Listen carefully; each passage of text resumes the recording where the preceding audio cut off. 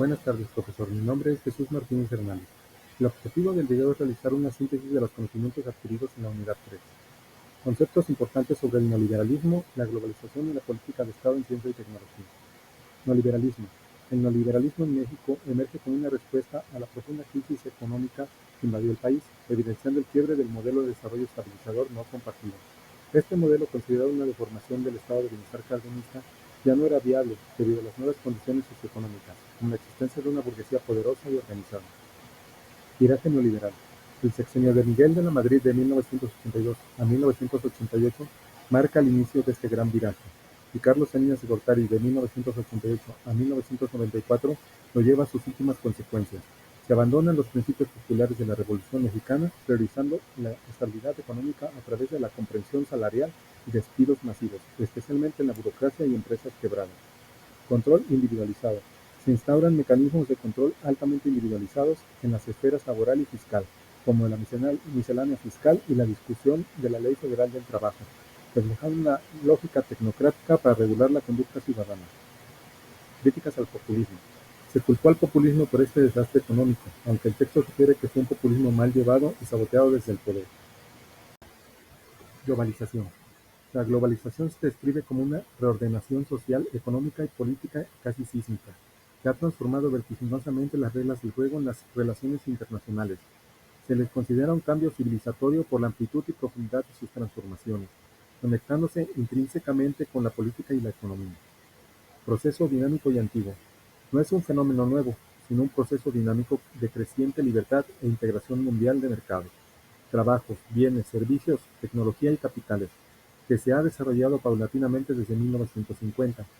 Pilares de la globalización. Los tres motores principales son la liberalización, la desregularización y la privatización. Dimensiones de la globalización. Es un fenómeno pluridimensional que compromete múltiples aspectos de la vida, social, económica y política, con el mundo como escenario. Características económicas de la globalización. Aperturas de sistemas económicos nacionales, disminución o cese de políticas estatales reguladoras y o proteccionistas, aumento del comercio internacional, expansión de mercados financieros, incremento de la movilidad internacional de factores de producción, prioridad de la innovación tecnológica, elevadas tasas de desempleo como consecuencia, aumentos de la interdependencia en los países, formación de polos económicos regionales, cambios de actores sociales.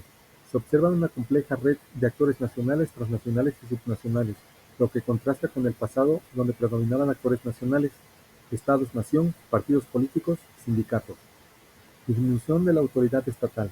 La globalización conlleva una reducción del principio de soberanía estatal y hace las fronteras más porosas, evidenciando la vulnerabilidad extrema de los países en desarrollo.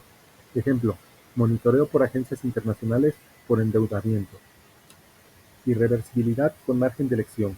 Aunque el proceso se califica como irreversible por su amplitud global, los estados no están obligados a participar y tienen margen para controlar o modificar sus facetas y resultados.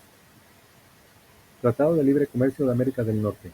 Firmado en 1992, en vigor en 1994, es el ejemplo central de la inserción de México en los procesos globalizadores impulsados por el gobierno de Carlos Salinas de Gortari, con una meta de posicionar a México como parte del primer mundo.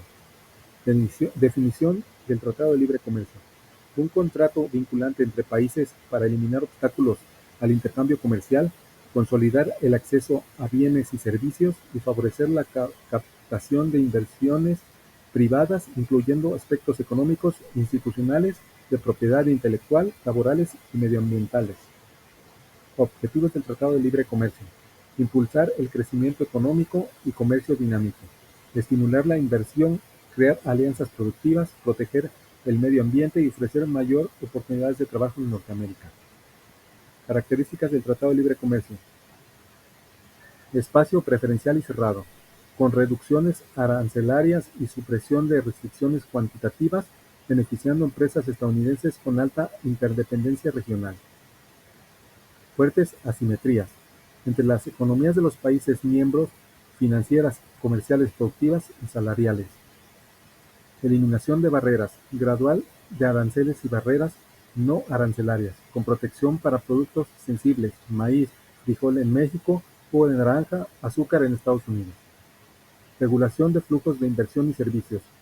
Incluyo banca, seguros, industrias de valores, protección de derechos de propiedad intelectual y compras del gobierno. Exclusiones. México mantuvo la prohibición de propiedad extranjera en campos petroleros, aunque permitió la competencia por contratos de Pemex. Mecanismos de resolución de disputa.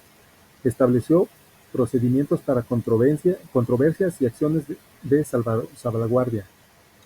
Acuerdos paralelos en cooperación ambiental y laboral. Propósito principal del Tratado de Libre Comercio: consolidar y legislar un proceso de integración económica que ya estaba en marcha, sirviendo como un punto de anclaje para la política exterior de Estados Unidos hacia América Latina. Intereses de los socios. Estados Unidos, nuevos mercados para sus productos y socios estratégicos en importación y exportación, además de temas como drogas, medio ambiente y migraciones. Canadá, preservar su tratado de libre comercio con Estados Unidos y acceder al mercado mexicano en una posición defensiva. Política de Estado en Ciencia y Tecnología en México. Conceptos clave. La información detallada, la evolución y los enfoques de la política de ciencia y tecnología (CIT) en México a lo largo del siglo XX, destacando la interacción entre el Estado, la comunidad científica y los cambios socioeconómicos. Gobierno cardenista, de 1934 a 1940, asignó importancia central a la CIT, creando el Consejo Nacional de Educación Superior y de la Investigación Científica, CONECYT, en 1935. Su objetivo fue fomentar el desarrollo de la actividad científica, y el gobierno asumió el rol de promotor oficial de la investigación. La preocupación inicial fue la formación de capital humano y la vinculación de la investigación con la solución de problemas socioeconómicos. Postcardenismo, de 1940 a 1970.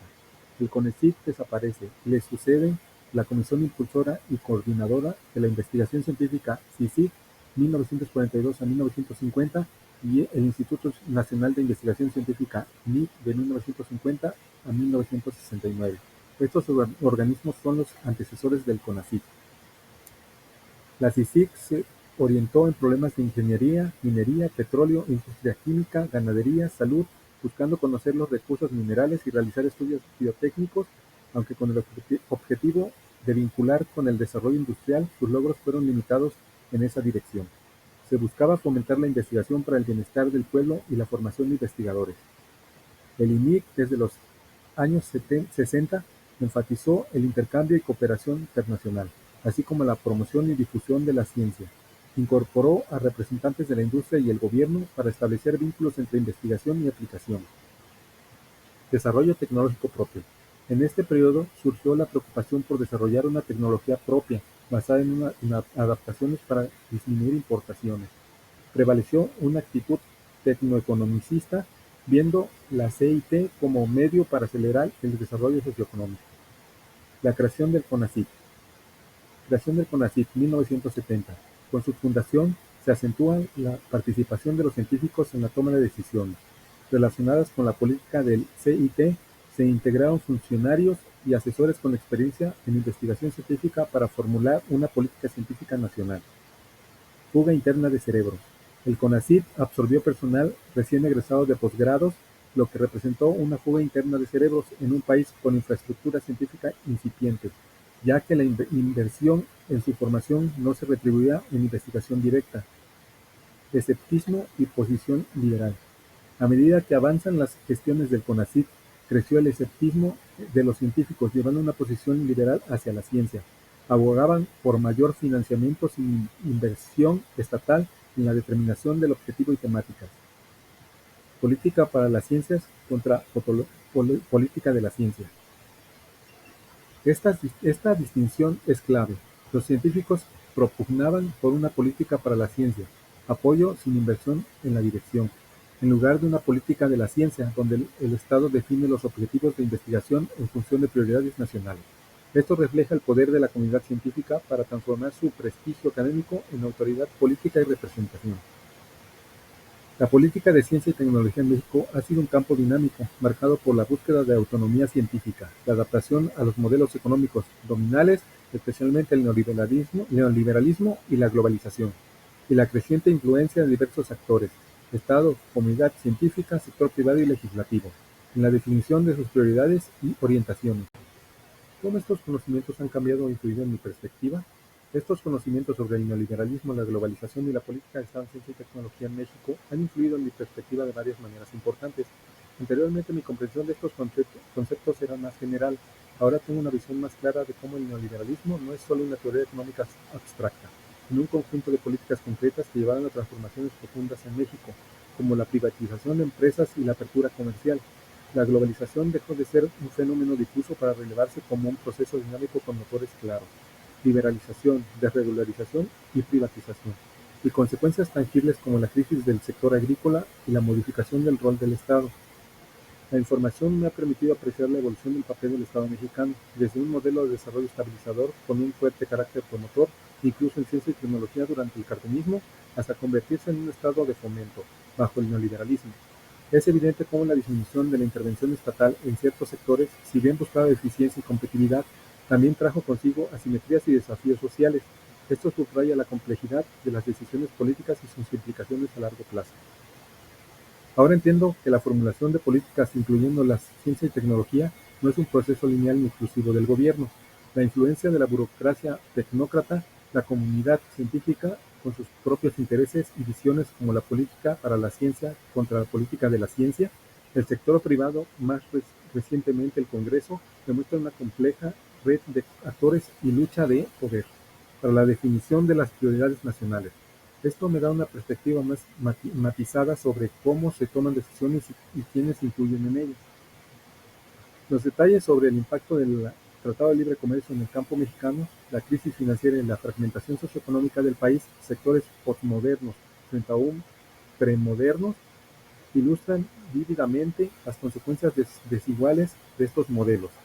Ya no es solo una cuestión de cifras macroeconómicas, sino de cómo estas políticas afectan la vida de las personas, generando migración o empoderamiento en ciertos grupos. En esencia, todos estos conocimientos me han brindado una lente más crítica y contextualizada para analizar las realidades socioeconómicas y políticas de México, comprendiendo que los procesos históricos y las decisiones tomadas tienen efectos profundos y multifacéticos. Fuentes de consulta: recursos de la UNAM, Contexto socioeconómico de México, unidad 3, el neoliberalismo y la política de Estado en ciencia y tecnología. Bueno, hasta aquí mi video. Profesor. Le pido una disculpa si me puse un poco nervioso. Le mando un cordial saludo.